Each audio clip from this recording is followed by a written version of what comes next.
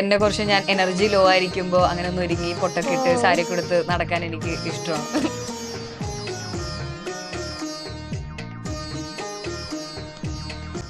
അങ്ങനെയൊക്കെ ചില പതിവ് പണ്ട് മുതലേ ഇവിടെ ഉണ്ട്.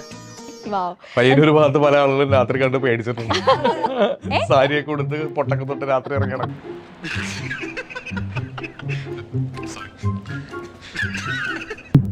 ആക്കല്ലേ എല്ലാം കൂടെ എനിക്കിട്ട് പണിയാൻ നോക്കിയാലേ മനസ്സിരിക്കത്തേ ഉള്ളൂ. രണ്ടുപേരും അത്യാവശ്യം ഒരേപോലെ എയറിൽ കയറിയിട്ടുള്ള ആൾക്കാർ.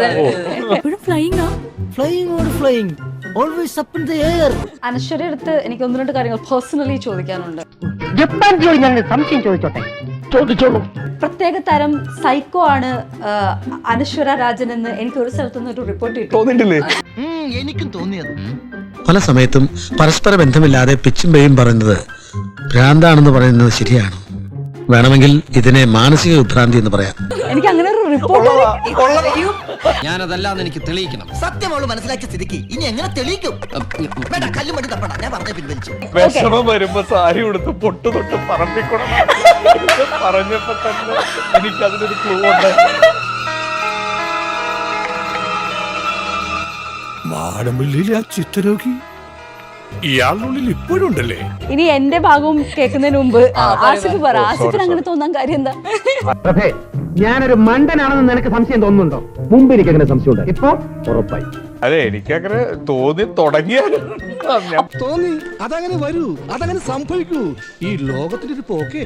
ക്ലീനിങ് ഫ്രീക്ക് ആണെന്ന് കേട്ടിട്ടുണ്ട്. ആണ്. ഇതൊരു രോഗമാണോ എന്ന് ചോദിച്ചാൽ അല്ല, എന്നാൽ അല്ലേ എന്ന് ചോദിച്ചാൽ ആണ്. ഇതൊരു അസുഖമാ. ഇതൊക്കെ വെറുതെ ഇന്റർവ്യൂവിൽ ഇരുന്ന് തള്ളണതാ. ഇല്ലില്ല, ഫ്രിഡ്ജ് ഇതൊക്കെ ക്ലീൻ ചെയ്തോണ്ട് ക്ലീൻ ചെയ്യുമായിരിക്കും വിശക്കുമ്പോ. ആക്കരുത് അളിയാ, ഇങ്ങനെ ആക്ഷേപിക്കാനാണെങ്കിൽ എന്നെ ഇങ്ങനെ വിളിച്ചുകൊണ്ടിരുന്ന വല്ല കാര്യം കേട്ടോ. സ്ട്രെസ് ആയിട്ടിരിക്കുന്ന സമയത്ത് എന്റെ ഭയങ്കര ഫ്രീ ആക്കുന്നത്, എന്റെ മൈൻഡ് ക്ലിയർ ചെയ്യുന്നത് മൊത്തം പുറത്തുള്ള സാധനങ്ങൾ. നന്നായിട്ട് അറിയായിരുന്നു ഈ ചൂട് തൊണ്ടേക്കറി കുരുങ്ങി. അത് വിട്. ഫ്രീ ആക്കുന്നത്, എന്റെ മൈൻഡ് ക്ലിയർ ചെയ്യുന്നത് മൊത്തം പുറത്തുള്ള സാധനങ്ങൾ.